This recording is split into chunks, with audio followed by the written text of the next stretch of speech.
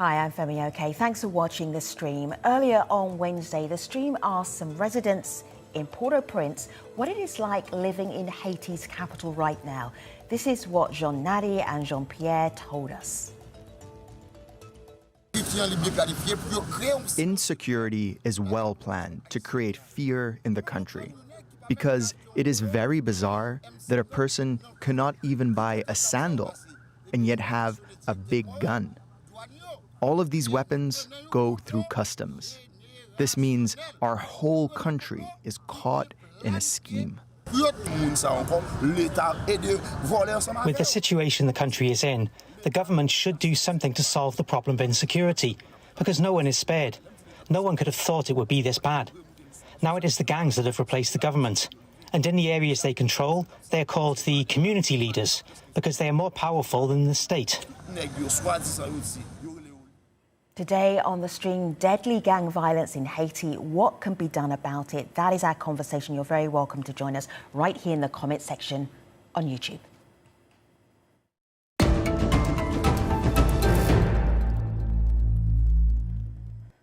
This is such a pressing conversation. Let me introduce you to your panel, Velina, Jameson, John Jr. Good to have all three of you with us. Velina, please greet our audience. Tell them who you are, what you do. Hi, everybody. Hi, I'm Junior and Jameson. I'm Velina Elise Charlier. I'm a member of No Pap Domi. No Pap Domi is an activist group based in Haiti fighting against corruption, impunity, and for social justice. Good to have you. Jameson, welcome to the stream. Nice to have you on board. Please introduce yourself to our audience. Tell them who you are and what you do. Once again, thank you for having me. I'm Jameson Francis, and I am a journalist at Aibo Post. In online media in Port-au-Prince, Haiti. Good to have you. And John Jr., welcome to the stream. Please introduce yourself to our international audience around the world. Tell them who you are and what you do. I am Jean Junior Joseph. I am a member of the government, and I'm also the Prime Minister Ariel Henry's advisor. All right, I want to start. Thank you, Jean Jr., for being with us. I want to start with Jameson and also Velina. We asked our camera person in Port-au-Prince earlier today to go and talk to people on the street in Port-au-Prince, ask them what it was like living there in the current security situation. I could see scooters going on in the background, there were cars going around, people wandering around. Velina, how serious is it in Port-au-Prince in terms of you feeling that you can go about your daily life? There is no life. So it's that serious. There is no life in Haiti. There's no security. There is complete impunity. There is corruption. There are gangs that are killing us. Haitians are dying. We're dying from gang violence. We're dying from kidnapping. We're dying at sea because we're trying to flee the country to go get to better shores. We are dying from hunger. We are dying for an economic situation that is at its lowest, and inflation is as high as 29%. We are dying from lack of the basics. We are dying from a government that is quite silent and inactive about what's happening. So there is no life in Haiti. You go daily and you try to make do with what you have, what you can, but every day that you get out of your house, you know that you may not come back. So every day you cherish the little moment that you have with your family a bit more. You kiss and you hug the kids a bit tighter because you may not come back. And even when you make it back home, there is no guarantee that you're not going to die from a stray bullet right in your living room or in your garden, or that somebody at night, some bandits, some criminal at night are not going to come and kidnap you. People, quiet citizens are fleeing their neighborhoods because of gang wars. So there is no life in Haiti. There is no day-to-day life. We are surviving Haiti. That's all we're doing. Velina, I'm going to bring in Jameson here. Jameson, I'm just looking here at the publication that you work with and you have worked with for the past 3 years. I'm just going to have a look at some of these current headlines. These women live in Cite Soleil. Then the gangs started fighting. Another story here. Death by stray bullets in Port-au-Prince. In the past 3 years, what has changed with the level of gang violence for Haitians? Well, I could not say better than Velina. yes, for the last 3 years, we are living in constant fear. When you go on the street, you see that people are frightened because, as Belina said, you don't know if when you leave home, if you will be able to get back, because you don't know if you won't get kidnapped on the streets. And as well, a lot of people have left the country as well. We don't know exactly how many people have left, but a lot of people are leaving because they can't live anymore in the country. And those who are not living are planning on living. And for the last 2 years as well, you have gangs anywhere. So Port-au-Prince is surrounded by gangs that have better, deadlier weapons than the police. So we're just frightened. We're just frightened. We're just afraid. So this is a gang battle that the government appears to be losing, Jean Junior.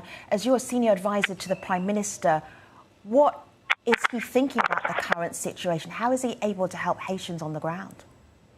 Well, right now in the police unit, there are some good police officers. There are those who are not very proud to be police officers. Those who are very good police officers, they did some good jobs, and they even stopped certain kidnappings. They went to many poor neighborhoods where the guns are, and currently they've been arresting and defending the population.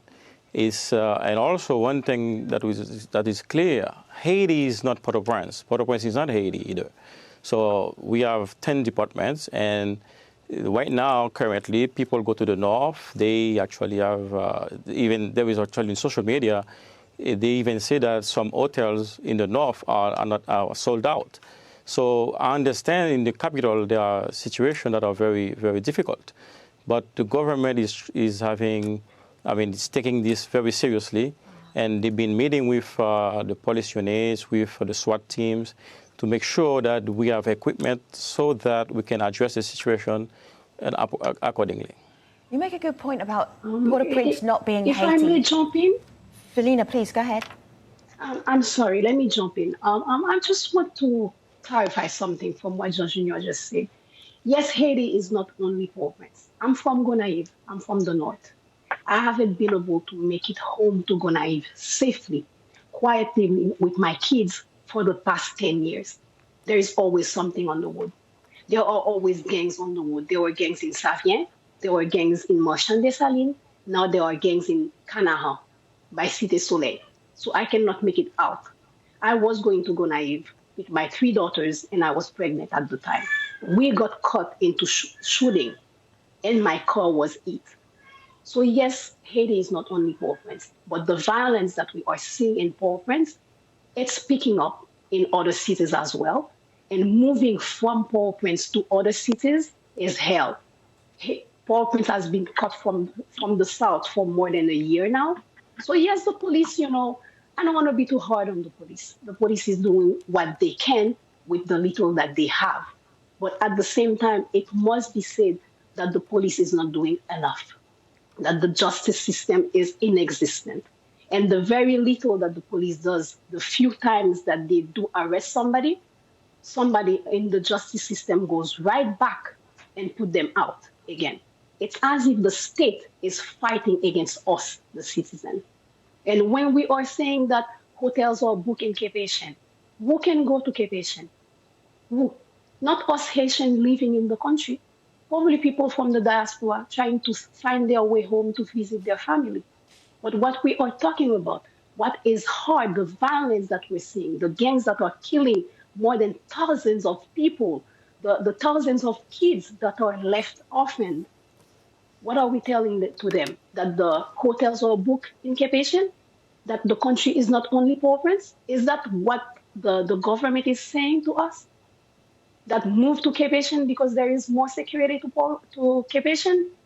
I don't understand that. And I don't think anybody from the government should be saying that. Let me bring in some thoughts here from our audience who are watching online on YouTube. Can you explain what is the biggest motivation for the gang violence? this really helps us go in the direction of then how do you stop it? Jameson. First of all, I think it's about election. I mean, whenever you talk about election in the country, whenever there seems to be preparation for election, you will see a rise in gang violence.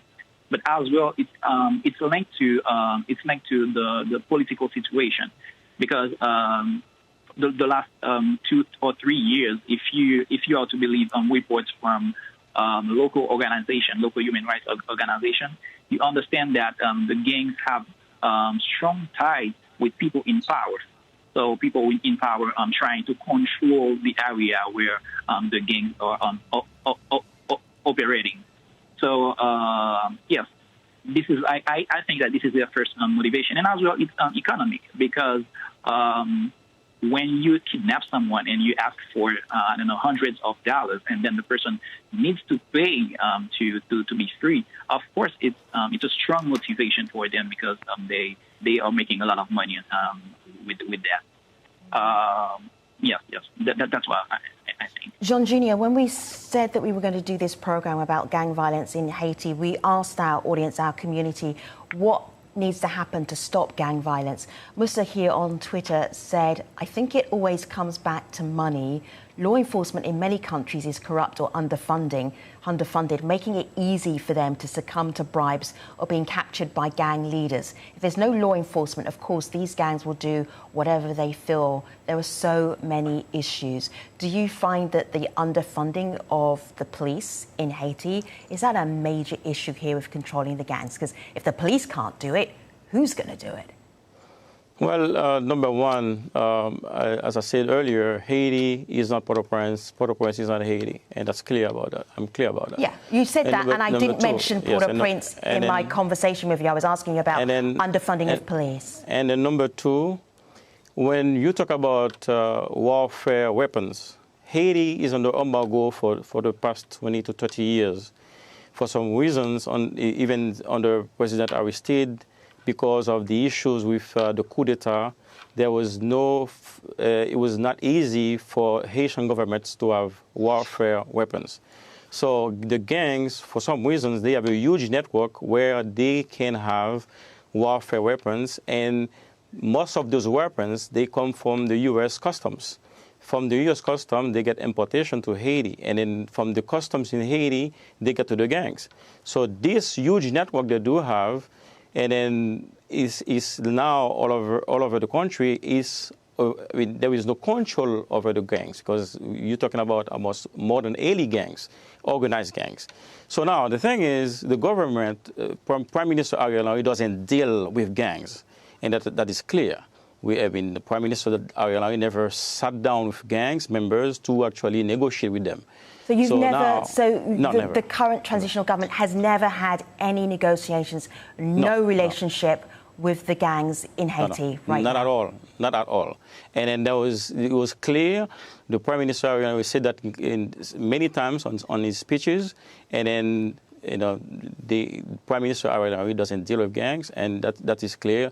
When sometimes in the social media they can say whatever they say, but the truth is he doesn't deal with gangs. So they have a way to actually find the warfare weapons, and they concentrate some of them in the poor neighborhoods. They do kidnappings, they do whatever they have to do. But we know for sure that the police units, they need more equipment to deal with this urban warfare situation here. So, Velina, there is a popular line of thinking in Haiti in that the reason why the gangs are so powerful is because they are allowed to be that powerful. Are people misinformed? We are not misinformed. They are allowed to be so powerful. And it's the entire system that works that way. There is an embargo. Jean Junior just said it. There is an embargo on guns and ammunition in Haiti. How in the world can those gangs be better equipped? They never run out of weapons. They never run out of ammunition. And everything that is coming to Haiti is coming by sea or by the border with the Dominican Republic. So who is letting them in? Who in the government is in charge of our borders who is in charge of our border with the Dominican Republic, who is in charge of the port, because that's where they are coming from. They're not coming from the sky. It's not rain, but they never run out of weapons and ammunition. And whenever there is a gang wars in the different neighborhood, like in Cite Soleil, where there were close to 500 people dead killed in less than 10 days, then what did the police do? We are not seeing any strong will from the government, because let's make it clear, it's not only the police in Haiti that is in charge of our security. There is also what we call the CSPN, the council that is in charge of that, who the prime minister is the head of. So that it's a shared responsibility in between the politics and the police. So the police does not have enough equipment, they are not well trained, and they do not have a will because a lot of them are corrupt. But at the same time, we are not seeing a politic will from the prime minister. Jean Junior may say that the prime minister is not dealing with gangs. Who am I to know if he is dealing with gangs or not? I am just a normal citizen who can see that the gangs always have the upper hand. They never run out of ammunition or weapons. And these ammunitions and weapons are coming by sea, by land, and it's the government who is in charge of making sure that what's getting in the country is not Felina, going to us. let's hear from the advisor to the Prime Minister. Jean Junior, I know that these are not new criticisms of the transitional government. What can you say to reassure Haitians that there is a strategy to beat the gangs? It's very clear, like currently, it's been on the news that at the customs in Port-au-Prince, they actually stopped a big package of warfare weapons that was coming for Catholic Church. And currently in Port-au-Prince, in the north of West, they actually seized some ammunitions that came from other citizens. So the change of the Director General of the Customs that has made that was a big thing for us, and based on that, you can see in the weeks coming there are going to be more seizures of warfare weapons at the customs, because as Velina said earlier, it's clear that, I mean, those guys in the poor neighborhoods, they do not fabricate warfare weapons. They do not have a factory of ammunitions. Like, for some reasons, of course, the government, I mean, is thinking about a strategy, but we have to understand. You're thinking about the strategy, but do you have a strategy? Because this must be quite frustrating for Haitians and also for people who care very deeply about Haiti. Can I give you a couple of thoughts from our audience who are also watching? Because I'm not hearing a strategy right now. It's a step by step. Nothing can be done in one day. It's a step by step. They changed the Director General of the Customs. Right now, currently, they've been actually seizing some warfare weapons. And then they have progressively, currently, they actually went to the West. I'm sorry? Who has been arrested? It's not only seizing the weapons. You should, who has been arrested? Listen, and what happened to the ones who were arrested? You have to say that as well. Oh, Velina. Oh, I thought it was okay. So yes, I'm just going to pause. No, Velina, you're asking me for a moment. No, Velina, because I wanted this to be quite constructive. Jean Junior, I gave you a second, Jean Junior, and now I'm taking that second back. Let me take it back because I'm going to involve some of our audience watching as well. She said something I need to correct. She said who was arrested. Not right now. There are people in jails who were involved in the Catholic Church import of weapons and warfare weapons, and she knows that. Velina knows that. Of course, she knows that. In Port-au-Prince, whoever was arrested was released. It's in the process. And you know that. You have to give the full story. Give the Velina, full it's story. in process. In Port-au-Prince, whoever was arrested got released. Yes. And that is the problem. Impunity is the problem. Yes, take a pause for a moment. I promised our audience that they would also be part of this conversation, and I will deliver that. Jean Junior, please take a pause. Velina, please take a pause. From our audience, this is what they're saying. Catherine, jobs, jobs, jobs, social services, they should be provided by foreign countries and run and profited by Haitians. This idea that Haiti needs outside assistance is not a new one. I want you to have a listen to the managing editor of the Haitian Times. This is what she told us a few hours ago.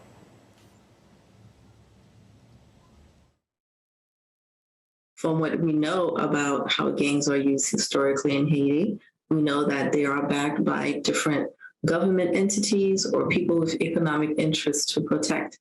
And so when we understand that context, it's really important to know that the Haitian government, the current administration, is not in a position to really do much. So that's why in this situation, we're counting on the international community to help get Haiti out of this emergency situation.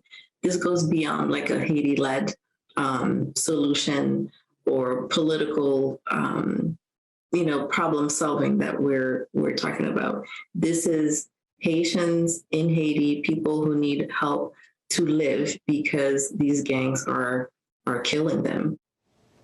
Let me just show you the United Nations Operation Integrated Office in Haiti. It's known as BINU. And BINU even recently complained about the gang violence. Let me just go to the translated version here. BINU calls on all armed individuals to immediately stop their acts of violence to allow free passage to the medical emergency services and encourages the national authorities to ensure the protection of the civilian population. This is international help that is available to Haiti, but is it working, John Jr.? Is this enough? Say that again. I was reading the Twitter, but I was not paying attention to what you just the question. Can you please go again, please? International help. BINU is in Haiti right now. How helpful is the United Nations to Haiti's situation with gang violence, where civilians are scared to leave their homes in some parts of Haiti? Well, as you probably have read, the OAS, the Organization of American States, they sent a note like on Monday saying that MINUSTA left Haiti, and now we have BINU there. And then the way they put the note, it's like they are blaming themselves. So in the government, we believe that we can actually reactivate a strong diplomacy to move so that the situation that we have right now can be solved by the entire like a collectivity, because we're not gonna say that we're gonna give solution to ourselves, because MINUSTA was there, of course.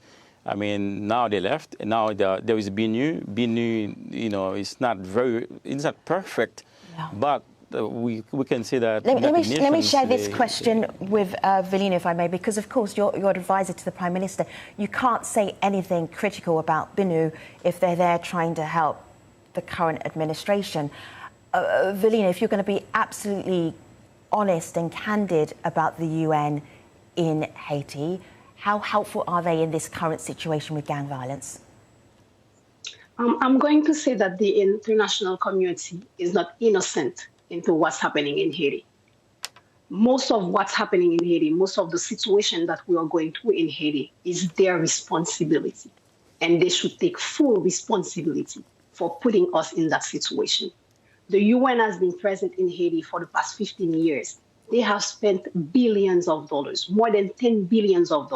When they left, we had the cholera, we had the rapes, we had the kids without father, and we had the gang violence. We had many more gangs, much more gangs than we never had before.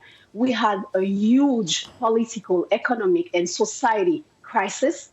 Haiti has never been so bad, with the UN being present. And more than the UN, with the United States of America trying to rule this country. You get the last word, and it's a very sobering one at that, the last sentence. Haiti has never been so bad. I appreciate you, Jameson, who was with us a little bit earlier, John Jr. and Velina, and your comments and questions on YouTube as well. Thanks for watching today's episode. I'll see you next time.